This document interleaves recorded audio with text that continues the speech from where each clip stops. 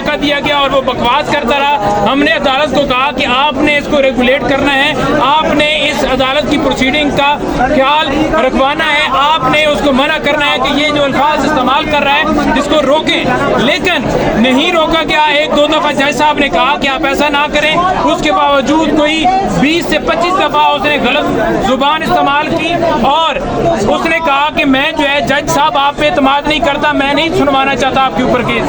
عدالت کو ہم نے کہا کہ اس نے پہلے درخواست دی تھی اور اس درخواست کے اندر یہی کہا تھا کہ آپ کیس کی سماعت نہ کریں, لیکن اس نے یہ کیا, وہ بولتا رہا, اس نے کہا جی کہ مجھے جو ہے اعتراض ہے. ہم نے عدالت کو بار بار بتایا کہ یہ اعتراض کرتا رہے, آپ کے پاس اختیار ہے, آپ اس کے اوپر فیصلہ دیں, کیونکہ اگر ٹرانسفر بھی کرنا ہو کیس تو اس کے لیے ان کے پاس پورا ٹائم تھا, درمیان میں یہ ہائی کورٹ جا سکتے تھے اور ٹرانسفر اپلیکیشن دے کے اس کیس کو دوسری کورٹ میں ٹرانسفر کروا سکتے تھے.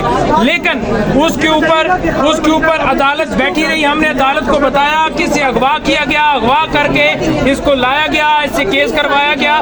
یہی وہ خاور مان کا تھا جو قسمیں کھاتا تھا کہ وہ بڑے صادق ہیں, امین ہیں اور پاکیزگی کی قسمیں کھاتا تھا, بیان دیتا تھا, اور آج اسے پلانٹ کر کے لایا گیا ہے. عدالت کے اندر کچھ ایسے لوگ لائے گئے تھے جن کا صرف مقصد یہ تھا کہ شور مچانا. ہم نے عدالت کو یہ بھی بتایا کہ وہ اس مقصد سے آئے ہوئے ہیں کہ انہوں نے شور مچانا ہے, عدالت کی پروسیڈنگ کو انٹرپٹ کرنا ہے. وہ چاہتے ہیں کہ کیس کی سماعت جو ہے ملتوی کی جائے. ہم نے تحمل مزاجی کا مظاہرہ کیا, تمام لوگوں کو, تمام خواتین کو, تمام وکلاء کو یہ کہا کہ آپ نے کسی نے انٹرپشن نہیں کرنی. وہ جس طرح بکواس کر رہا تھا, ہمارا خون جو ہے وہ کھول رہا تھا کہ حرامی کو پکڑ کر مارے, لیکن وہ بکواس کرتا رہا. ہم نے اس کو نہیں جو ہے وہ اس طرح سے اس کے اوپر کسی قسم کا جو ہے وہ کیا. خاور مان کا کہتا ہے جی کہ مجھے اعتراض ہے کہ آپ کیس نہ سنیں, کیونکہ اس اعتراض صرف اس لیے ہے کہ آج فیصلہ جو ہے محفوظ ہوا تھا اور اسے پتا تھا کہ آج سزا جو ہے, کیونکہ جھوٹا کیس ہے, سزا جو ہے ختم ہو جانی ہے, اس لیے وہ چاہتا تھا کہ اس کے اندر ڈیلے ہو. عدالت جو ہے, جج جو ہے وہ پیچھے ہٹے, کسی اور کے پاس یہ مقدمہ جائے, پھر سے دوبارہ نئے سے شمال شروع ہو. آج عدالت نے کورٹ کے اندر جج صاحب نے بیٹھتے ہوئے آخر میں ہمارے پرزور اصرار کے باوجود انہوں نے کہا کہ میں اس کیس کو نہیں سنتا. اچھا, آپ نے دیکھا کہ کافی شاؤٹنگ کی ہوئی خواتین کی جانب سے, کافی زیادہ ہم نے دیکھا کہ نعرے بازی بھی کی گئی, اور یہ کیا ہوا؟ تو آپ نے کہا کہ غیر اخلاقی گفتگو کی گئی خاور مانیکا کی جانب سے, کیا ایسی گفتگو کی گئی؟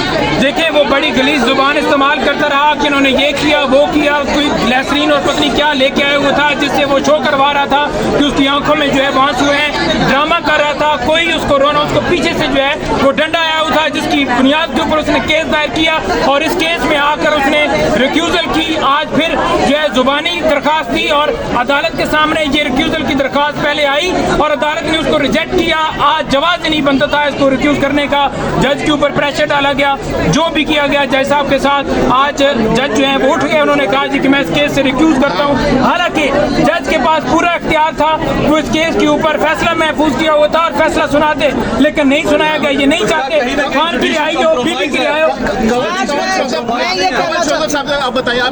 یہ سن لیجیے کہ آج پاکستان کی خواتین کا سر شرم سے جھک گیا.